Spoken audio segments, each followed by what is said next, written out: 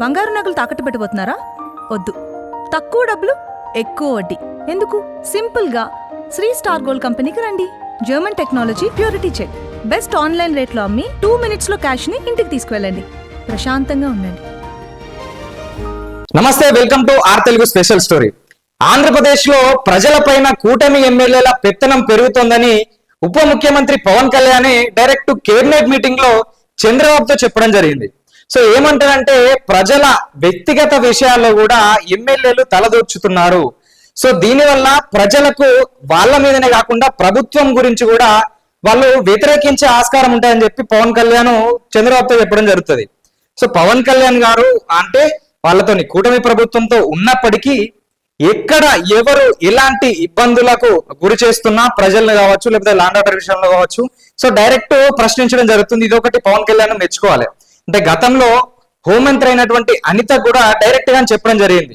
So హోంశాఖను మీరు సరిగా సంపాదించకపోతే, సరిగా చూసుకోకపోతే, ల్యాండ్ ఆర్డర్ కు ఇబ్బంది జరిగితే అవసరమైతే నేనే చూసుకుంటా అని చెప్పేసి ఆ మధ్య కాలంలో చెప్పడం జరిగింది.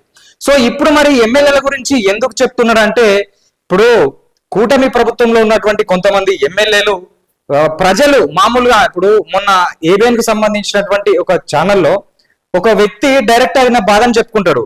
ఏందనంటే, తనకు సంబంధించినటువంటి భూమిని అమ్మడానికి సబ్ రిజిస్ట్రార్ కార్యాలయానికి వెళ్తే అక్కడ ఉన్నటువంటి అధికారి, మీరు ఒకసారి మీ స్థానికంగా ఉన్నటువంటి ఎమ్మెల్యేలను కలిసి రండి, తర్వాత మనం ఈ పని చూస్తా అని చెప్పేసి అధికారి చెప్పడం జరిగింది. అంటే ఆ ఎమ్మెల్యే ప్రభావం ఎంత వరకు, ఏ స్థాయిలో ఆ అధికారి పైన ఉందో మనం అర్థం చేసుకోవచ్చు. అంటే ఎవరు నిరారి కష్టం కానీ ఖచ్చితంగా నువ్వు ఈ పని చేయాలని చెప్పి అధికారికి చెప్తేనే అధికారి ప్రజలతోని మీరెళ్ళి మీ ఎమ్మెల్యేలను కలిసి రండి, అప్పుడే ఈ సమస్య సంగతి అంటే పని సంగతి నేను చూసుకుంటా అని చెప్తున్నాడు. సో అంటే ఇప్పుడు ఏముంటది, పోయి ప్రజలు ఎవరైతే ఉన్నారో ఈ సమస్య గురించి కావచ్చు, వాళ్ళ పని గురించి కావచ్చు, ఎమ్మెల్యే నువ్వు కలిస్తే ఇంత అమౌంట్ అదేదో మాట్లాడి నువ్వు వెళ్ళి నేను మాట్లాడతా అని చెప్తాడు. తర్వాత పని జరుగుతుంది. అంటే ప్రజలకు సంబంధించినటువంటి వ్యక్తిగత విషయాలకు సంబంధించినటువంటి చర్యలు చేయాలన్నా కానీ ఎమ్మెల్యే ప్రభావం ఉంటుంది. సో ఇదొక్కటే కాదు, మామూలుగా ఈ లేఅవుట్లు కావచ్చు, ఏదైనా కాంట్రాక్ట్లకు సంబంధించిన కావచ్చు, ఇసుక సంబంధించిన కావచ్చు, సో ప్రతి దాని విషయంలో ఎమ్మెల్యేలు ఇన్వాల్వ్ అవుతున్నారు. ఎంతో కొంత ముడుపులు వాళ్లకు చెల్లించిన తర్వాతనే పనులు జరుగుతున్నాయని చెప్పేసి దీనికి సంబంధించినటువంటి చర్చలు ఏపీ వ్యాప్తంగా జరుగుతున్నాయి. సో ఇప్పుడు చాలా మంది ఎమ్మెల్యేలు అంటే పేర్లు తీసుడు మనకు ఆ సందర్భంగానే చాలా మంది ఎమ్మెల్యేలు కూడా అనేక వివాదాల్లో ఇరుక్కుంటున్నారు. సో ఇది కూటమి ప్రభుత్వానికి తలనొప్పిగా మారింది. సో పవన్ కళ్యాణ్ ప్రశ్నించడం అనేది నిజంగా గొప్ప విషయం అని చెప్పొచ్చు. కాకపోతే మరి జనసేనకు సంబంధించినటువంటి ఎమ్మెల్యేలు కూడా ఇలాంటి వివాదంలో ఇరుక్కుంటే ఇట్లనే క్వశ్చన్ చేస్తారా అనేది ఒక పాయింట్. తర్వాత ఈ లోకేష్ కూడా మొన్న కేబినెట్ మీటింగ్ కు ముందు కూడా మిగతా ఎమ్మెల్యేలందరితో ఒక మీటింగ్ కండక్ట్ చేయడం జరుగుతుంది. సో ఏమంటారంటే, కొత్తగా ఎలక్ట్ అయినటువంటి ఎమ్మెల్యేలు మంత్రులతోని కావచ్చు సరిగా వాళ్ళతో బిహేవ్ చేస్తలేరు, సరిగా వాళ్ళతోని మెదులుతలేరు అని చెప్పి చెప్పడం జరుగుతుంది. తర్వాత కొత్తగా వచ్చినటువంటి ఎమ్మెల్యేలు మంత్రుల మాట కొంచెం వినాలి, తర్వాత సీనియర్ల మాట వినాలి, ఎట్లా ప్రభుత్వాన్ని రన్ చేయాలి, ఎట్లా ప్రజలతో మమేకం అవ్వాలని చెప్పి లోకేష్ చెప్తాడు. కాకపోతే ఇక్కడ పాయింట్ ఇంకోటి ఏంటంటే, మరి ఈ స్థాయిలో కూటమి ప్రభుత్వం మీద టీడీపీ మీద ఈ తీరుగా ప్రచారం జరుగుతుంటే, ఈ విధంగా ప్రజల్లో వ్యతిరేకత వస్తుంటే చంద్రబాబు ఎందుకు పట్టించుకుంటలేరు అనేది పాయింట్. అయితే ఇక్కడ కొన్ని విషయాలు బయటకు వస్తున్నాయి.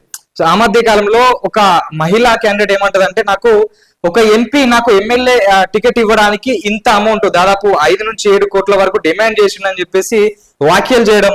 సో ఇది తీవ్ర దుమారాన్ని రేపింది. అంతేకాకుండా ఇప్పుడు ఎమ్మెల్యేలు కూడా మరి ఎందుకు ఈ తీరుగా ప్రవర్తిస్తున్నారంటే, ఇప్పుడు మొన్న జరిగినటువంటి ఎలక్షన్ లో ఎన్నికల్లో చాలా కొన్ని కోట్ల రూపాయలు మేము ఖర్చు చేసినాం. కాబట్టి ఆ కోట్లు ఖర్చు చేసినటువంటి అమౌంట్ ను వాళ్ళు తిరిగి తీసుకోవడానికి, తిరిగి వాళ్ళు వసూలు చేసుకోవడానికి ఈ తీరుగా ప్రవర్తిస్తున్నారు అని చెప్పేసి ఒక దానికి సంబంధించినటువంటి చర్చలు, వార్తలు అయితే నడుస్తున్నాయి.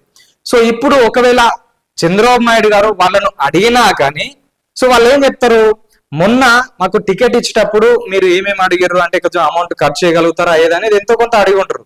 కాబట్టి ఇప్పుడు నెక్స్ట్ టైం ఎమ్మెల్యేగా మళ్ళీ గెలవాలన్నా కానీ అమౌంట్ కావాలి. కాబట్టి ఆ అమౌంట్ మేము తిరిగి వసూలు చేసుకునే ప్రయత్నంలో ఉన్నాయని చెప్పే ఆస్కారం కూడా ఉంటది.